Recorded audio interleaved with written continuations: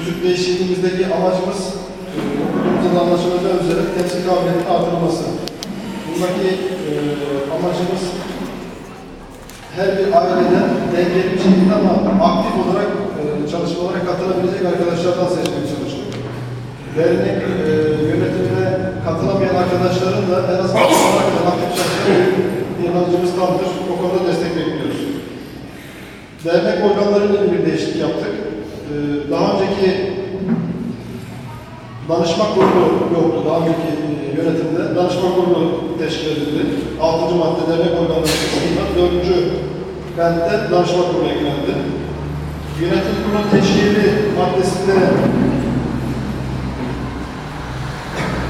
11. maddeden sonra gelmek üzere ilave maddeler konuldu.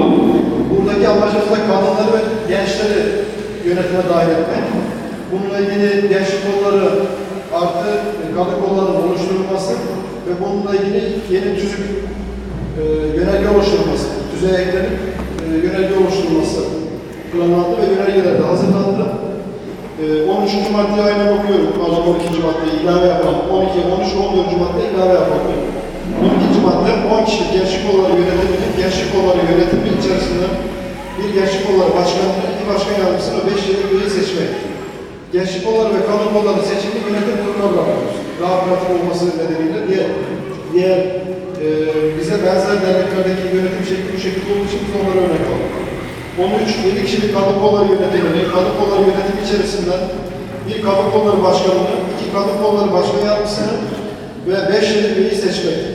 14, kadın kolları ve gençlik kollarının çalışma usul ve esaslarını belirlemek üzere kadın kolları yönergesi ve gençlik kolları yönergesini hazırlayarak genel kurulun onayına sunmak ve uygulamak.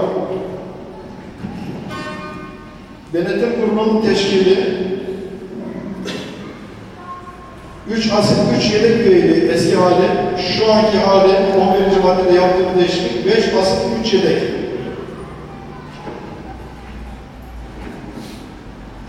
Danışma kurulunun teşkili eski tüzükte yoktu. Yeni maddemiz 22. maddeye ilave yapıldı. Danışma kurulu istişare niteliğinde oluşturulan bir kuruldur. Dernek kurullarına tasvir niteliğinde tekliflerde bulunur. Danışma kuruluna seçilecek üyeler görevdeki yönetim kurulu tarafından dernek üyelerinden, onursal üyeler ve yardımları olacak üye dışı kişiler arasından belirlenir. Danışma kurulu 7 asil 3 yedek üyeden oluşur. Danışma kurulunun görev süresi yönetim kurulunun görev süresiyle aynıdır. Danışma kurulu dernek amaçlarına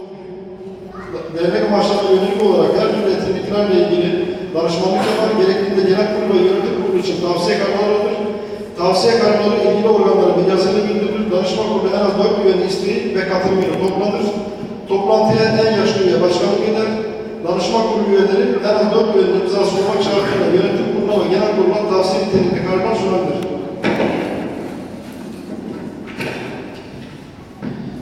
Gençlik kolları yönergesiyle kadın kolları yönergesini şu an okumuyorum uzun. Ancak bunlar bugün itibariyle Facebook sayfasında ve internet sayfasında konulacak.